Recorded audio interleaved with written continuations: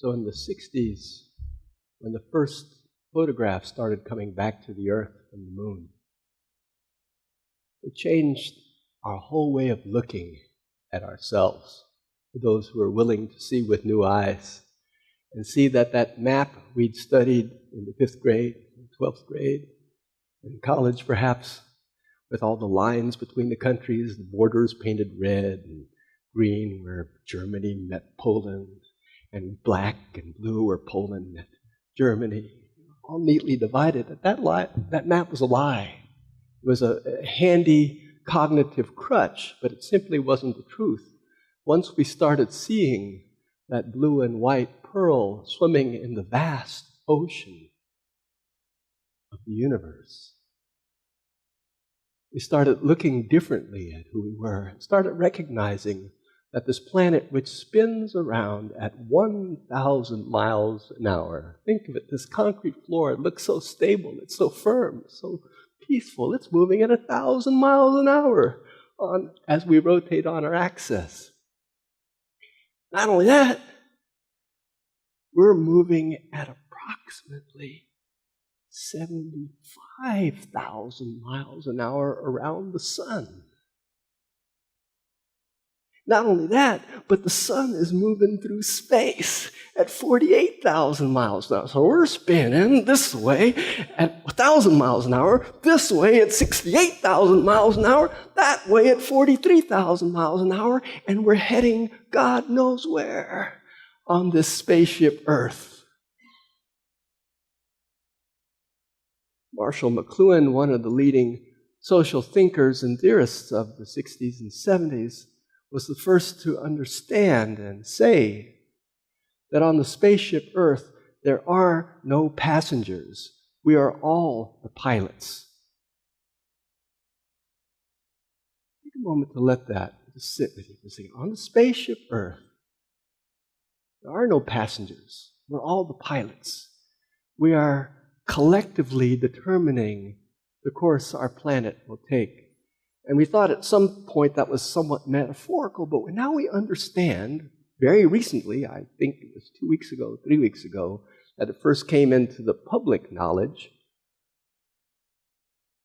that with the melting of the polar ice caps, the Earth is starting to wobble a little on its axis. It always has.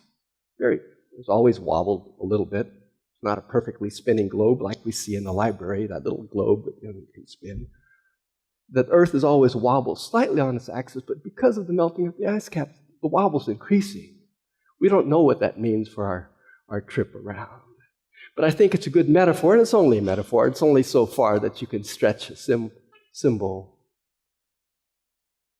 And this morning, as we think consciously about our relationship to the Earth,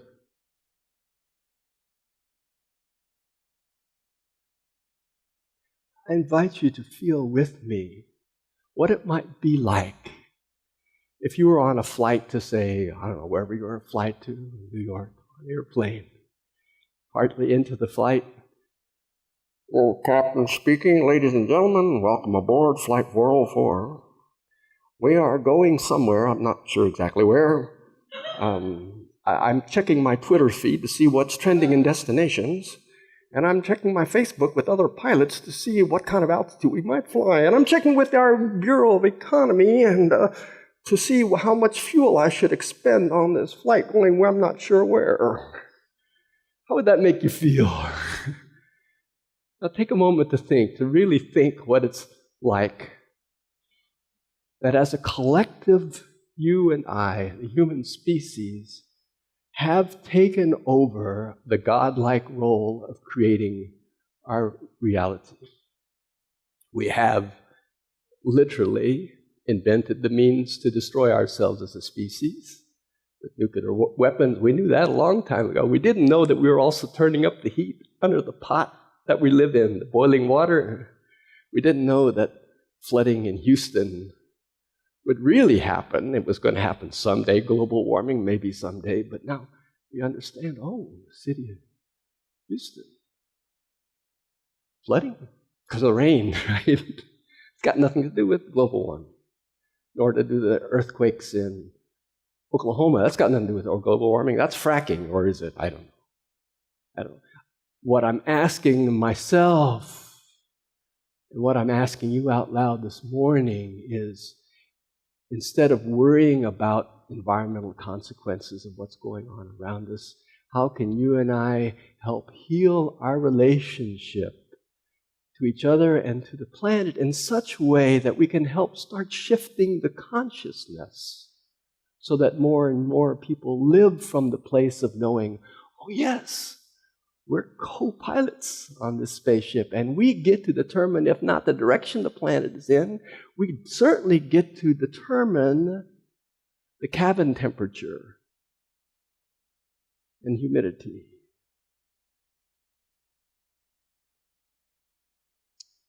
Or not.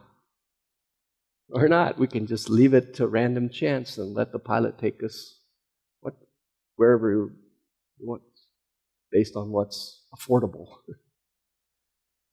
sustainable. High up in the Bitterroot Mountain Range in Montana, near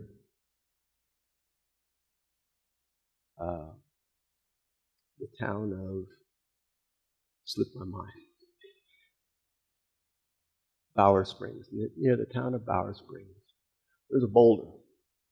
And off underneath the boulder comes a stream, a mountain stream burbling. It's not very big, you can stand astride it. And it runs down the mountainside for a couple hundred yards, and then it ends in kind of a pond.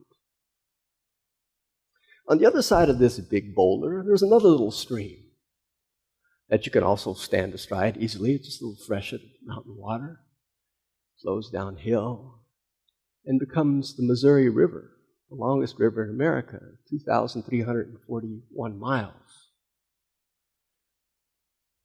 And theoretically standing near the border, you could take a twig. If you're standing on that boulder, you could take a twig and you could throw it in the one spring or the other, and the one would stop after a few yards, and the other theoretically would go down to the Gulf of Mexico, where the Missouri meets the Mississippi, huge, vast water that's miles across, or this little bitty spring that dries up after a couple of yards. You'd have a choice where you want to put your twig. And I'm thinking, I don't know, just me thinking, that every time I stand at a checkout stand at H-E-B or one of those big box stores, and I'm deciding whether to buy this or not, I'm in essence standing on top of a boulder and deciding where I want to stick my dollar, and which stream I want it to go down. Down a little self-defeating stream that doesn't go very far, or down a big stream that somehow widens and joins with the dollars of other people who in consciousness are seeking to expand and affect the health of the planet and of each other. I don't know, again, it's a bad metaphor.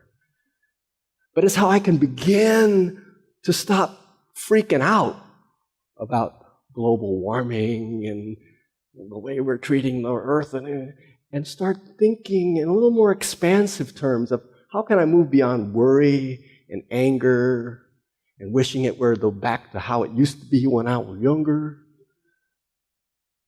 To look forward, to look inward, to look upward into a vision that can sustain us and our children and our children's children's children. They say that when you stand there at that boulder by Bowers Creek, you look at the two streams, you can't tell by looking. They're equal size. There's no way of knowing which one's going to the ocean and which one's going to peter out in a couple of hundred yards. Standing at the checkout line at H-E-B, it occurs to me there's really no way of knowing if paying $3 per pound for an apple is in fact better than paying 98 cents for the non-organic apple. Or is there?